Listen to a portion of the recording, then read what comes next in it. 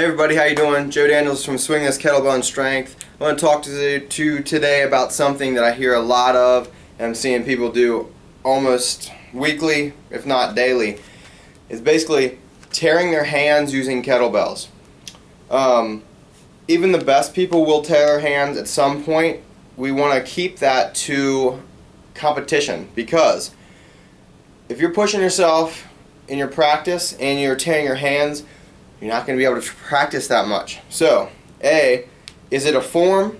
B, is the weight too heavy? And C, are your hands either too chalked or are they too slippery? Okay, so we'll get to a couple of these things. The biggest thing first is how your hands are. So, from lifting heavy weights, barbells and stuff, you definitely develop some calluses. Everyone's hand's slightly different, right? Some people, when they have their hand open, their skin is stretched really taut right through here. Now, some people, when their hand is barely open, it's tight too. As you can tell, I have my hands barely open, just a loose grip right there. I have a lot of thicker skin right there. So I really have to, with a kettlebell, you don't want to hold and squeeze like you would more of like a barbell, because kettlebell is rotating in your hand. It's almost the same for like kipping pull-ups, where you actually release and let go. You're not letting that grind and swivel right here. That's where people tear. So what happens with the kettlebell is rotating right there.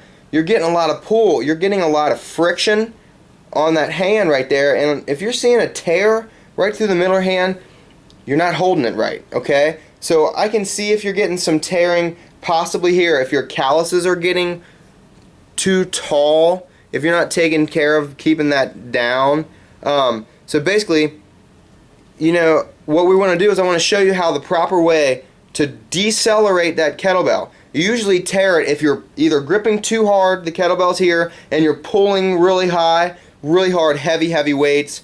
I tear my hands when I try to juggle heavy stuff or flip heavy stuff and catch it, because it's harder to catch in the fingers on those heavier weights. So let me show you this kettlebell right now. I'll have a light kettlebell.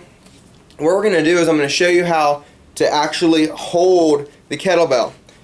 You do not want to hold a kettlebell with this grip like this, okay? It's more like in the fingers and then the thumb around. So basically that kettlebell is just the same joint, okay? We don't want this really tight grip that grinds that weight in the hand. We don't want to hold it in the palm like this, okay? So what happens is I see this is people drop these weights and it grinds in their hand. See that? Causing friction, causing tears. So basically, to hold a kettlebell, it's almost like a false grip, okay? So the weight, the handle, the weight's back here. The handle's keeping the weight from rolling off of your forearm. Now, you want to have the thumb and forefinger in the corner of the bell. Right here. In this area. So thumb and forefinger insert at a 45-degree angle. Once again, everybody's different. I like to hold mine actually a bit back on this post. Okay, so here's how I hold mine. I have my wrist really far in that handle. You notice how I have zero space between this post and the forearm. This is not good. What happens is you still have this bouncy feeling when the kettlebell is extended overhead. If that post, the bottom post, isn't locked down, that's why we go through at the angle. So the kettlebell comes up, we slide our hand in, and we absorb. Now on the way down is here we're seeing the tears. People will go from here, even if they're in a good position here, they'll let that kettlebell fall and they go quickly to grab. Now look where I'm at, right here. It starts to grind as soon as it comes down. Okay? As we drive up, we pull, get a little tear, we're holding too tight, we end up in this position. This is not what we want. Basically, we want this kettlebell to be to have its flight initiated upward. It starts rotating if we're cleaning, okay? So if the bell comes up, we start rotating, the hand slides in on an angle, and we absorb. So I can show you in little slow motion. Not really slow, it's a lighter weight. I'll try to do it. So I bounce from this position, I let it drop, I pull my hand out, I catch in the fingers, and now I have the straight line from my forearm into the handle of the kettlebell, and my thumb wraps around it, cinching tight, okay? So the thumb cinches over, at least that's how I do it. Thumb cinches, I absorb the weight down, comes back, it comes up, hand slides in, positioning right here, right there. There is no space here. If I'm overhead, the kettlebell is locked out. I'm in a good position, elbows locked out, nice and stable position below. Kettlebell comes down. I let go, I pull out, I catch, the bell comes down, I come back up, the bell initiates its flight upward, the bell rotates sideways, laterally, my hand inserts. You can only insert your hand if you are letting go. If you're grabbing the whole time, it's going to grind. If you're holding tight, it's going to grind. We don't want to grind.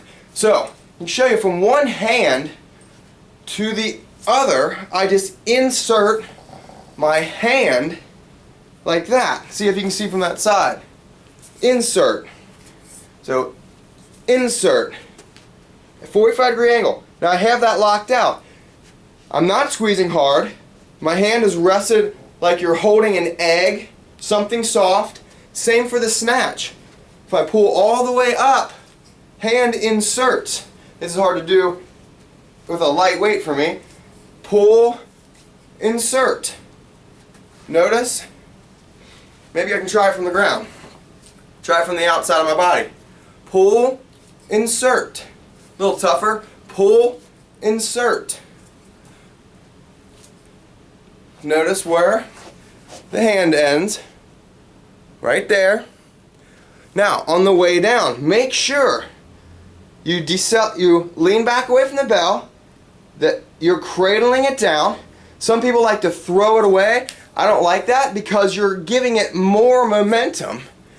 I kind of just let the bell drop, and watch how I let go and re-catch. Try it from higher. I let go and re-catch. Look at that straight line right there. It's never like that. It's never tight and swiveling. I don't want that swiveling in my hand, in my palm. So I literally pull out, regrip, and slide in. Pull out, regrip, slide in. It looks so fast, you're actually creating the tiniest space of not rubbing at all until I catch that weight in the fingers and clamp the thumb down. Okay, on the way up, as it comes up, slide that hand right in. Pull it out, catch it, slide the hand right back in. Okay, same thing, just the arms overhead for the snatch. Make sure I don't knock out any puppies or music. So from here, I lean back slightly. I let the kettlebell come to the side and drop. As it's falling, I pull my hand out. Falling, I pull my hand and regrip.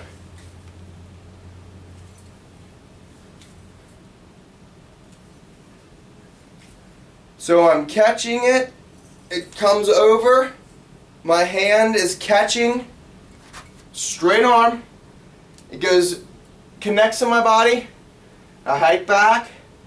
I drive upward. And the snatch is pulled straight up. Hand in the same position. When I hold overhead, I like challenging this with the fixometer. Overhead, I like to see 50% of the bell on either side of my arm. I drop.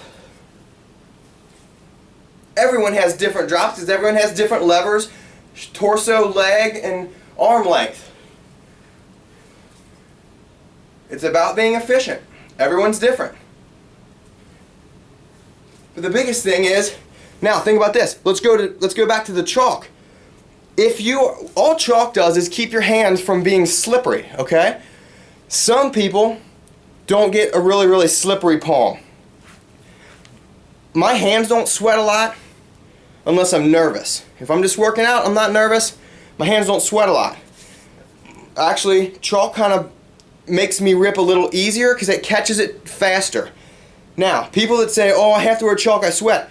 Wear wrist, like tennis sweatbands. What happens is you're sweating and it's rolling down your arm, then it's getting right here, and all of a sudden you get this soupy chalk, and it's actually more slippery than it was before.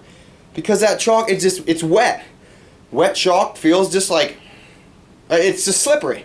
So anyway, biggest thing about that is chalk will allow your grip to be a little stronger, but you still have to have, it doesn't allow it to slide. That's a thing. People get a really strong grip with that chalk, and that can actually, if you're in a bad position, it can actually tear the palm even more. So the biggest thing is get to proper positioning first. Like I said, maybe drop your weight down a little bit. Especially like on heavy cleans and snatches, you want to try to decrease that friction.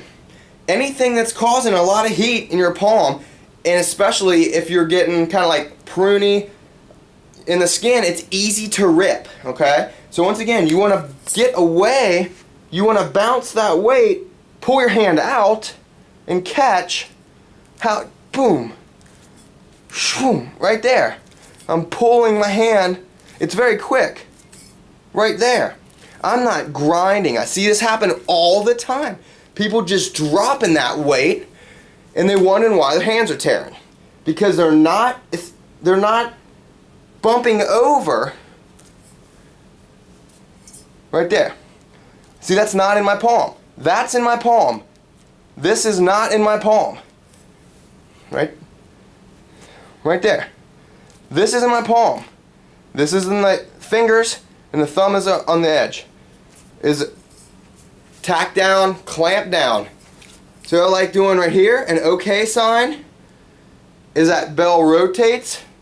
I grab it, it comes back up, I slide my hand through. Same on the snatch. So anyway, I guess that's what pretty much talked about all that stuff as far as how to not tear your hands. I'm sure there's some other stuff, but the biggest thing to me is the positioning of your hand and where you're pulling it and not getting that grind in the palm of the hand. See you later.